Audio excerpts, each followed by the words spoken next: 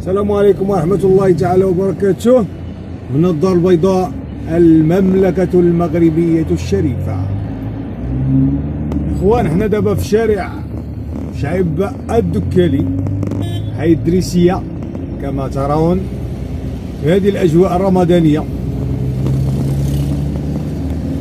مبارك عواشركم ومبارك عليكم هذا الشهر هذا. نتمنى من الله سبحانه وتعالى أن يرزقنا فيه الخير والأمان، وأن يجعلنا من القوامين الصوامين. هذا شارع شعيب الدكالي كما ترون إخواني أخواتي، وهذه هي الأجواء الرمضانية في مدينة الدار البيضاء.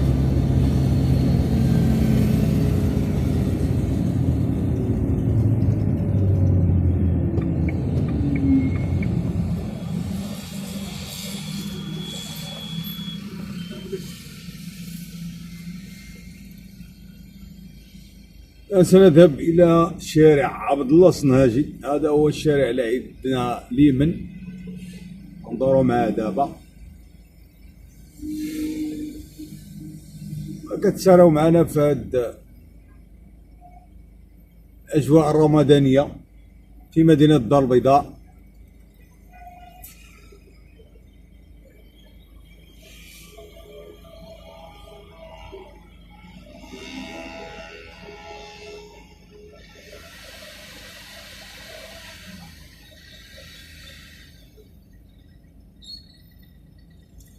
الحركية ديال السير والجولان بمدينة الدار البيضاء، طرف السيارات كذلك الطاكسيات والدراجات النارية. حركة كبيرة بالنسبة للطاكسيات الحمرين نايضة.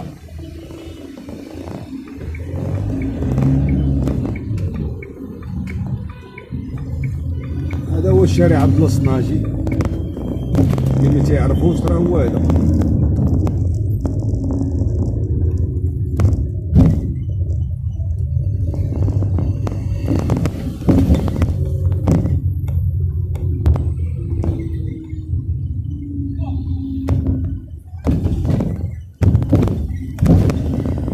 هو الشارع عبد الله الصنهاجي المؤدي الى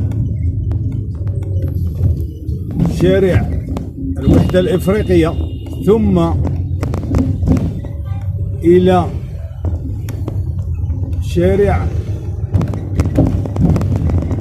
سعود أبريل.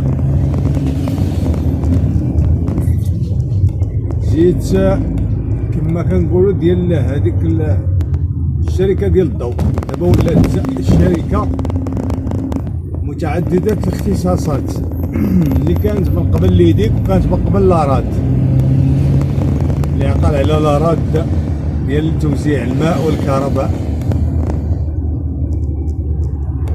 هذه هي القنطرة ديال لوطوروش كنفوزو من فوقها، هي هذه.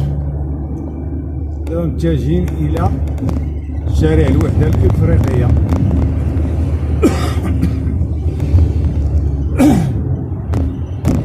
هذا المركب الرياضي بمسيك، هو على اليمين ديالنا اللي فتناه دابا.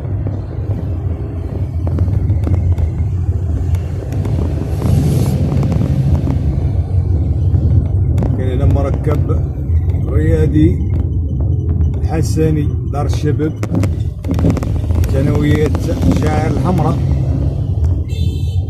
وهذا شارع الوحدة الإفريقية الذي هو الآن أمامنا.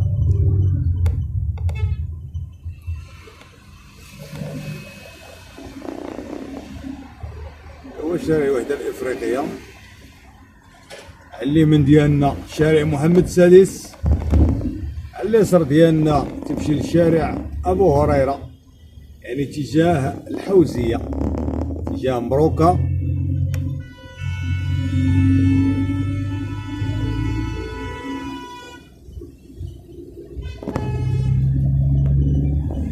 الآن في حي الوحدة الإفريقية. هاد اللي على اليمين حي سعاد،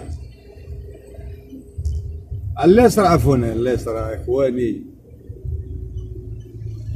هذا الشارع عبد الله الصنهاجي كما ترون إخواني أخواتي، أجواء رمضان في هذه مناطق الإدريسية وكذلك إفريقيا وجوهدي.